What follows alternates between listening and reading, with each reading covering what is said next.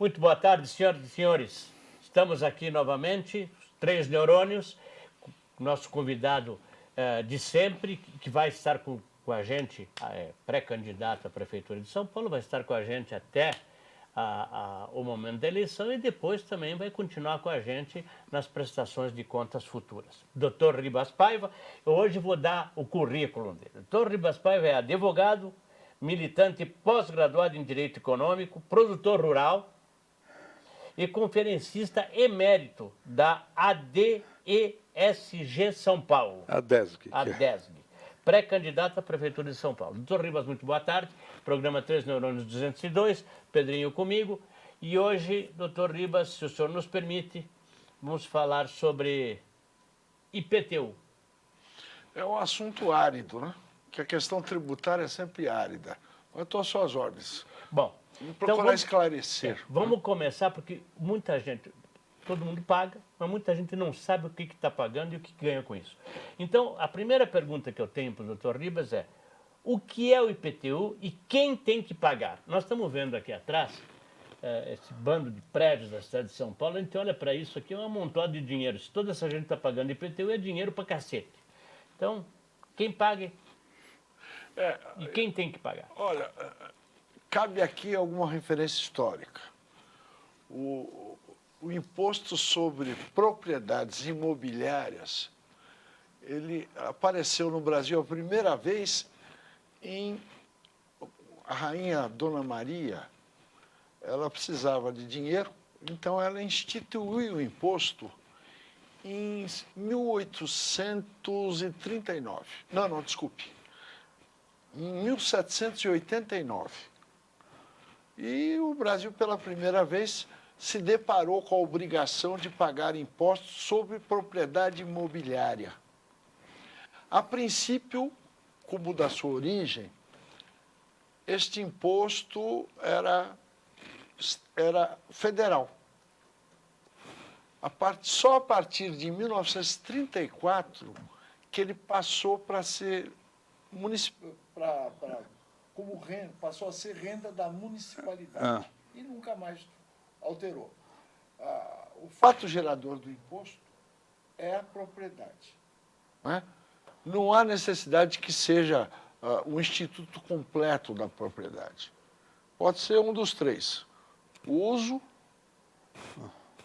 o domínio ou a posse, ou os três juntos, que obrigam o titular desses direitos a contribuir com esse IPTU, que significa Imposto de Propriedade e Territorial e Urbano. Isso aí. IPTU.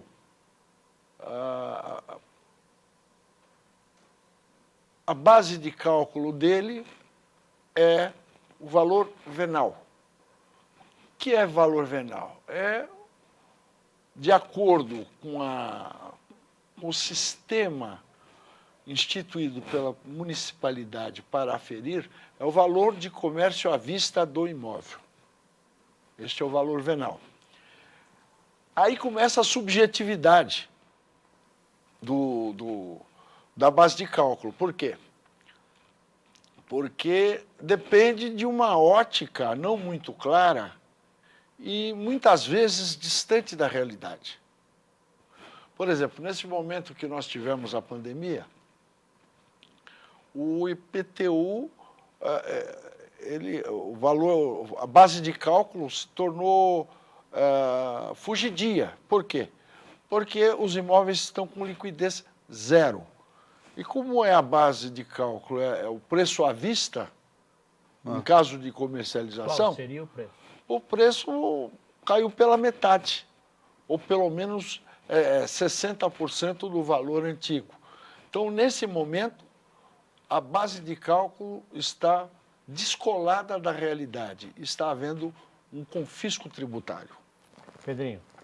Bom, e de uma certa forma você já respondeu. Como é que é calculado o IPTU? Desculpe, eu me adiantei. Não, mas então... Então, eu passo para a pergunta seguinte. Qual seria o valor venal? O que é o valor venal? O valor venal é o valor de comércio à vista do imóvel. Então, também já respondeu é, no anterior. claro. Havendo discordância entre o lançamento do IPTU, qual a medida que a pessoa, o contribuinte, tem que tomar para se defender desse abuso tributário? Ele pode administrativamente impugnar junto à municipalidade Ah, o lançamento, que pode ter, por exemplo, no lançamento fiscal, pode ter vários erros. Erro de metragem, de construção, de localização, uma série deles. exatamente. E ele pode apresentar uma impugnação Ah, administrativa. Se não for aceito, ele ainda tem a possibilidade de questionar judicialmente o lançamento fiscal. tá. Agora, eu entendo que ele pode, inclusive, aguardar a execução fiscal para embargar a execução e discutir o lançamento indevido. Ah. São três possibilidades. Você acredita que existe, por assim dizer, um confisco tributário na cidade de São Paulo? Sem dúvida alguma. Nós temos um estudo da inflação, das taxas de inflação desde 2006 até hoje. O lançamento fiscal, ou seja, O imposto a pagar? o IPTU, é sempre superior à taxa de inflação. Ele é corrigido acima da inflação. Acima da inflação. Isso configura confisco tributário. Tá. Porque a arrecadação tem que aumentar na sua base física Tá. e não na especulação com a inflação, Tá certo. certo? Então, é um confisco. Então, eu ouso dizer que o povo de São Paulo é alvo de confisco tributário há muito tempo. Isso é inconstitucional. E quais as modificações necessárias para suprir esse problema, né? Olha, de início, a grosso modo, nós podemos considerar como confisco tributário tudo aquilo que for superior à taxa de correção oficial. É um confisco. Ah. É visível até no gráfico. Mas nós precisamos de ter uma reforma tributária, porque em São Paulo hoje você paga aluguel para morar na sua casa. É verdade. É verdade. Não é isso? É verdade. Então, Você nunca é dono realmente do teu imóvel. não, é exatamente isso. E tem outro problema muito sério, que é a progressividade e também a progressividade de acordo com a qualidade do acabamento do imóvel, a metragem. Então, até X metro é tanto, depois passa a ser maior. Isso aí é absolutamente confiscatório. E nós temos também a tributação que penaliza o imóvel que supostamente não cumpre os seus objetivos sociais. Que isso foi uma inserção comunista na Constituição de 88. Porque é o seguinte, você não pode ser penalizado porque você não tem dinheiro. Então você tem um terreno e você não tem dinheiro para construir um prédio. Então vem a municipalidade e te penaliza porque você é pobre. Isso é absurdo. Né? É a mentalidade comunista de que todo mundo tem que ser penalizado. Exatamente. Né? Absolutamente antidemocrático. E esta disposição, ela contraria o inciso 5º, o artigo 5º, inciso 22 da Constituição, que é o direito de propriedade. Um paralelo sobre impostos, por exemplo, a reforma agrária, ela pune a propriedade supostamente improdutiva. Perfeitamente. Agora, o custo do dinheiro no Brasil, historicamente, tem sido incompatível com a produção agrícola. Ou seja, se o proprietário tomar dinheiro emprestado da imóvel rural para produzir, ele vai à falência. Tem um amigo nosso que há pouco tempo aconteceu isso com ele. Perdeu o imóvel porque quis produzir muito. Conheci um outro caso de uma pessoa ilustre do Rio Grande do Sul, grande arrozeiro, produzia 2.000 hectares por ano de arroz de entre-safra, mas o governo naquele ano passou a importar o arroz Acabou. do Vietnã. Ah, Então, quanto mais ele produzia, maior era o prejuízo dele. Ele chegou numa situação tão difícil que ele teve a prisão decretada, que ele foi obrigado a vender as máquinas que ele deu em garantia para o Banco do Brasil. E judicialmente ele provou depois que o Banco do Brasil estava errado. Mesmo assim, ele precisou ficar escondido 2 meses para não ser preso. Então, vocês vejam as anomalias claro. tributárias no Brasil. Agora, São Paulo. São Paulo é a cidade mais rica da América Latina. É a primeira cidade do hemisfério sul, do mundo. É o coração econômico, não só do Brasil, como da América Latina. E nós temos um povo aqui explorado, tendo que pagar um imposto acima da sua capacidade contributiva. Isso. Que isso é o ponto básico. Qual é o ponto de equilíbrio do imposto? É a capacidade contributiva do povo. Então, nesse momento de pandemia, nós tivemos aí uma decisão judicial interessante. Algumas empresas entraram com ações pedindo isenção de imposto e não obtiveram sucesso. Eu acho que o juiz estava correto. O que as empresas poderiam pedir, porque senão ninguém pagaria imposto nesse período e a cidade ia à falência. O que as pessoas e as empresas poderiam pedir é parcelamento, que seria uma moratória, isenção de correção, juros e multa. Aí seria justo, seria um ponto de equilíbrio. Exatamente. Não é? Ribas, isso leva a uma pergunta que eu tenho aqui que queria fazer para você. Pois não. O princípio constitucional da função social do imóvel, visto tudo isso que você disse, você acha que é democrático? Não, isso aí é uma imposição comunista, é um artigo absolutamente despótico da Constituição. Como eu disse, ninguém tem culpa de ser pobre. Exatamente. Quer que o pobre tem um terreno, não tem dinheiro para construir, a municipalidade Vai vem lá e tributa pune, é claro. e pode até expropriar. Ah. Ele pode ser desapropriado. Se ele não construir num prazo estabelecido, ele é expropriado pela municipalidade. Quer dizer, isso é o confisco absoluto. Exatamente. E a truculência, né? Eu digo mais. A partir de 85, aqui no Brasil, em que houve a suposta abertura política, que foi o fechamento político. Não foi uma abertura política. Porque o cidadão passou a ser escravo dos ditadores de gravata. Exatamente. Não é? Diziam que os ditadores eram os militares. Mas a partir de 85, eu, como advogado militante, eu me sinto escravo dos ditadores de gravata. Que são os políticos.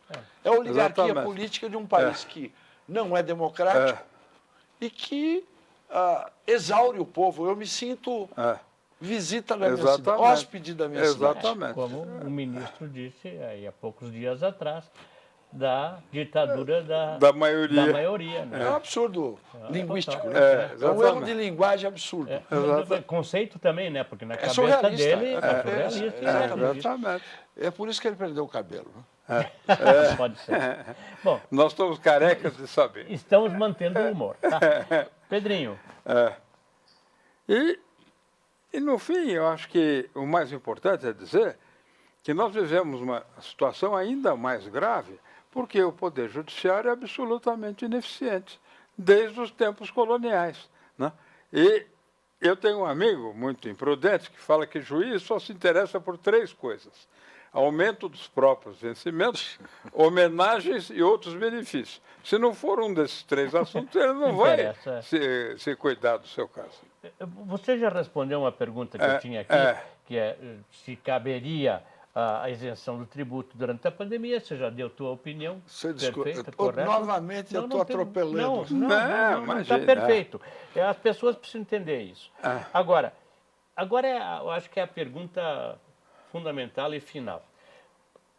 O senhor pré-candidato, o senhor sendo votado como candidato do Partido Trabalhista Cristão e vindo a ganhar eleição e exercer a Prefeitura de São Paulo, como é que vamos proteger o cidadão frente ao confisco tributário? O que ocorre, estranhamente no Brasil, não existe prefeito sem maioria na Câmara. Eu gostaria de saber como é que é essa mágica. Exatamente. Isso é Entendeu? muito importante. Segredo de polichinelo. É um segredo terrível, porque esses prefeitos são todos mágicos, não é verdade? Eu acho que essa mágica é financeira. Então, o prefeito que paga o famoso jabaculê, não é? Ele consegue o que quer, porque você só pode majorar imposto através de lei, não por decreto. Se você não tiver os vereadores... Isso de acordo com o Código Tributário, se não me engano, artigo 33 do Código, ou 34 do Código Tributário, e de acordo com a Constituição. Exatamente. Né? Ele só pode decretar a majoração do imposto de acordo... Nem precisa decretar, porque ele movendo a base da tributação, que é o valor... venal, ele já aumentou o imposto. É o que a Marta Suplicy fez. A Marta Suplicy, ela triplicou o valor venal dos impostos. Sem nenhuma base. Por decreto, né? Por decreto.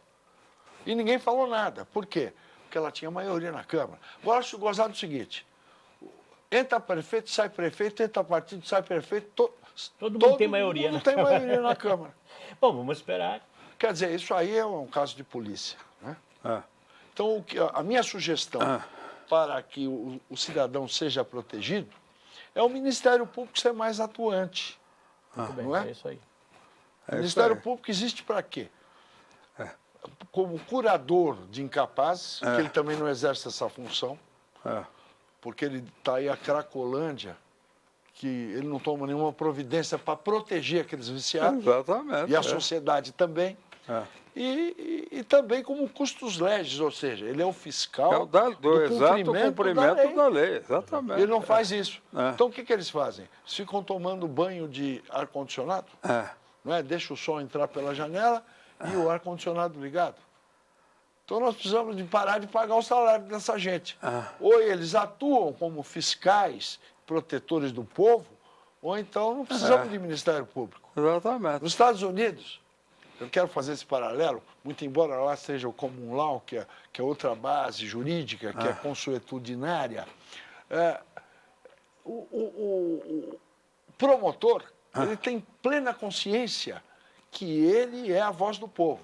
Então, quando ele vai acusar alguém no júri, e lá tudo é júri, o júri é que decide se vai processar ou não, e não o Ministério Público.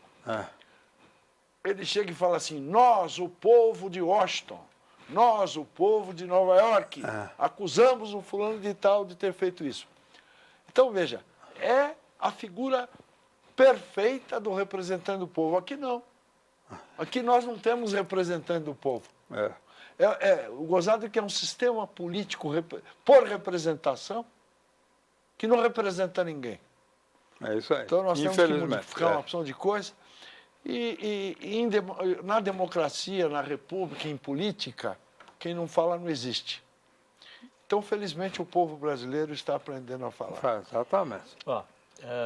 Infelizmente, nós temos que terminar, já passamos o tempo, mas sempre é bom ouvir o Dr. Ribas. Vamos continuar ouvindo sobre outros temas de interesse para vocês que estão em casa.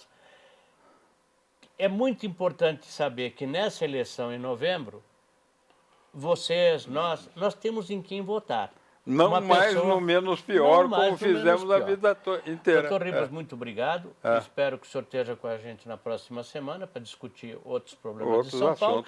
E vocês que estejam ouvindo com a gente também, para ver que tem gente que está preocupado com o que está acontecendo. E mandem suas perguntas, seus comentários, porque nós não podemos adivinhar o pensamento de todos os senhores. Muito bem. Pedrinho, muito obrigado. Obrigado. Doutor Ribas, obrigado por estar Muito aqui gentil, conosco. muito Até a obrigado. próxima semana, onde a gente vai continuar com esse debate de ideias. Isso é Exatamente. importante, É isso aí. ok? Cliquem, Ô, compartilhem. Brasil. Temos um candidato, um pré-candidato agora, que se Deus quiser será candidato e quem sabe é a pessoa que vai mudar o rumo dessa cidade. Muito Muito obrigado. obrigado pela atenção, Por favor. pela paciência de ouvir Que é também. isso. Opa. Que sempre direito bom. tributário é um inferno, viu? É muito árido. Não, mas é legal. Desagradável. Mas é legal ouvir porque ouvindo a gente aprende e aprendendo a gente usa dos direitos que às vezes deixa de usar por não saber. Não saber. Exatamente. Obrigado a todos, um beijo, logo. até a próxima, cliquem, compartilhem e se inscrevam no programa. 3 Neurônios.